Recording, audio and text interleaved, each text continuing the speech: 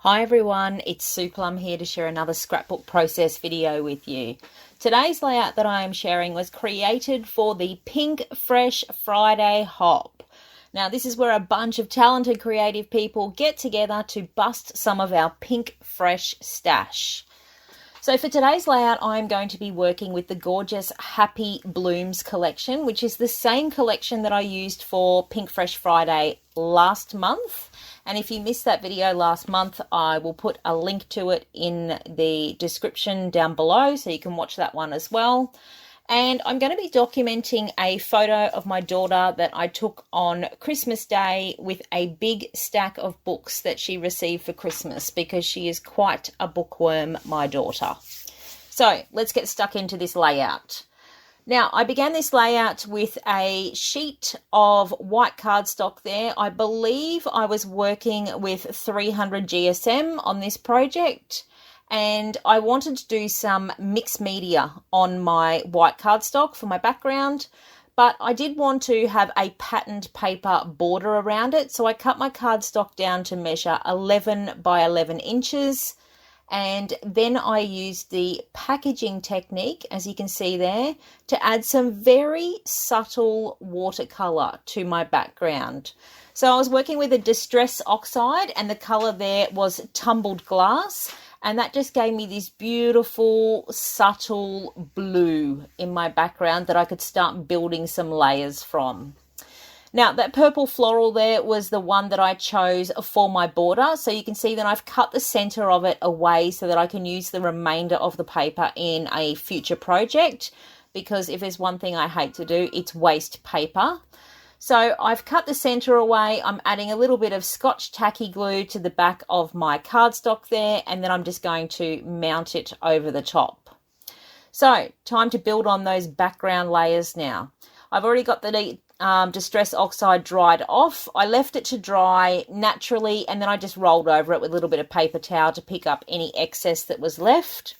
And now I'm using another Distress Oxide. I think this one was Shaded Lilac, and I'm using a rubber stamp that is from Viva Las VegaStamps. It's a ledger style stamp, and it just gives some beautiful extra detail in the background, but it's still really subtle. It's not a heavy stamp, and it also helps provide some structure because of the lines and the design that's on that stamp. Okay, I was pretty happy with that for my first two layers on the background, so I decided to move on to the papery component. The first pattern paper that I chose, you can see, is that pink one there. And I tore it. I love to tear paper. If you haven't seen my videos before, I am quite the paper tearer because I love the texture that tearing the paper gives to the page as opposed to simply just cutting it. So I tend to quite often tear my paper and then just use my fingernail just to ruffle up the edges and crinkle it up away from the page and just, as I said, bring that textural element into the design. So I've also gone in with that striped paper over the top. I've done the same thing. I've torn it again. I tore it roughly into the same sort of shape, only a smaller version so that it would layer over that first piece. And then I've cut off a strip of that purple floral again because I wanted to have a horizontal anchor to this design. This gave me somewhere where I could anchor my photo. And I'm also using the leading line of that horizontal piece of paper to lead the viewer's eye into my photo, which of course your photo is the focal point of your page. So you can see that I'm running that leading line in behind my photo and that you'll find it's pointing in towards my daughter's face because obviously that is where you want to look first. You want to engage with the person's eyes. So I tend to run those horizontal pieces that I use directly in to draw the viewer's eye towards the subject's eye. So I've stuck that down with some Scotch tacky glue, again in my fine line bottle. I am adding a paper doily. That is one of my signature elements that I tend to use quite often. Not all the time, but fairly often. I have a range of these in different colors, and I usually just get them from eBay. The next element that I had chosen to work with there was one of the Pinkfresh envelopes, and it's also got a tag that fits inside it as well, which is where I ended up adding my journaling to.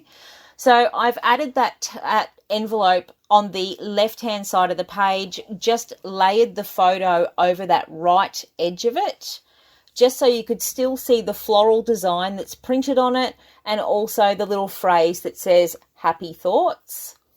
Now, underneath my photo there, before I stick my photo down, I have added some frayed gauze just to add further texture to the page. I get this gauze from a pharmaceutical supply company. Again, it comes from eBay.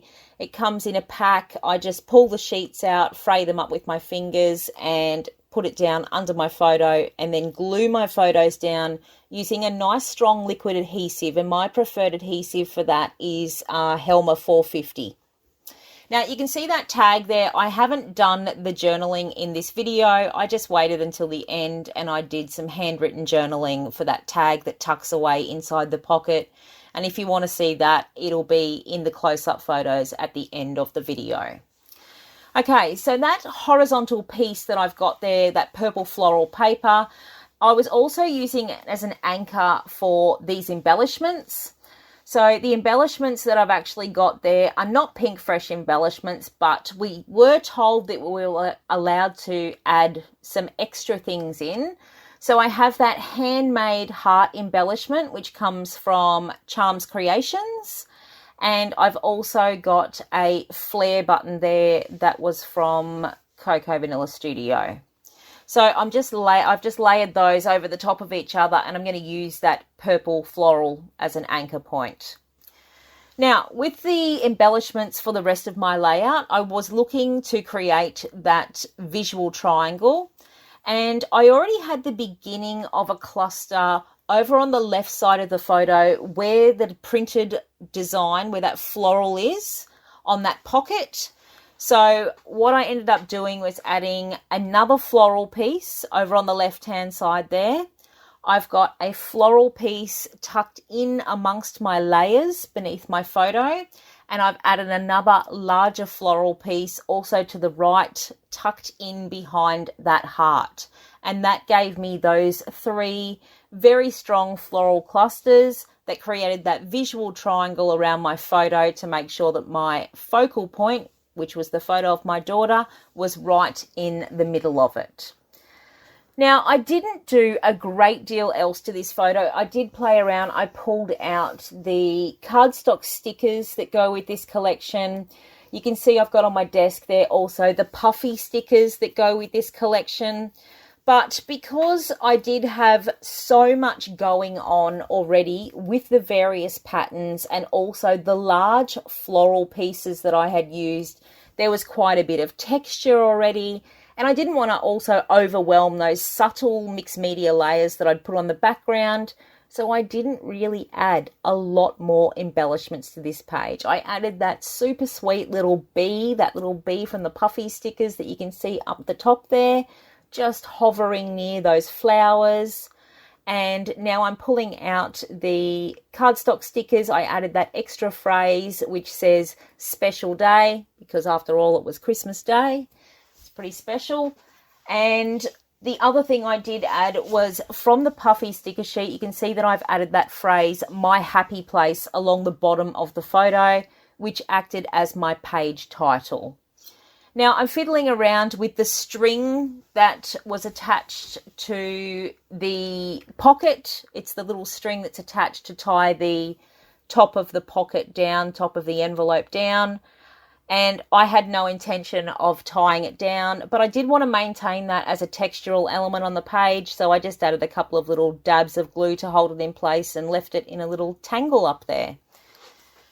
Now, what else did I have to do? Oh, I know what I'm going to do. I've covered up my photo, so that must mean it's time for some splatters. So the colour I am working with there is Worn Lipstick. I just mixed a little bit up with some water and used a nylon brush to add splatters around the page. I do try to splatter over both my background and my foreground layers when I splatter like this, because I think it just makes everything a lot more cohesive.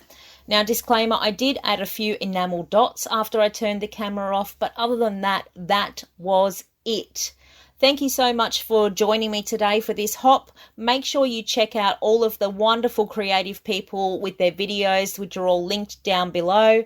If you haven't become a subscriber of my channel already, I would love it if you would hit the subscribe button, and I will see you next time. Bye.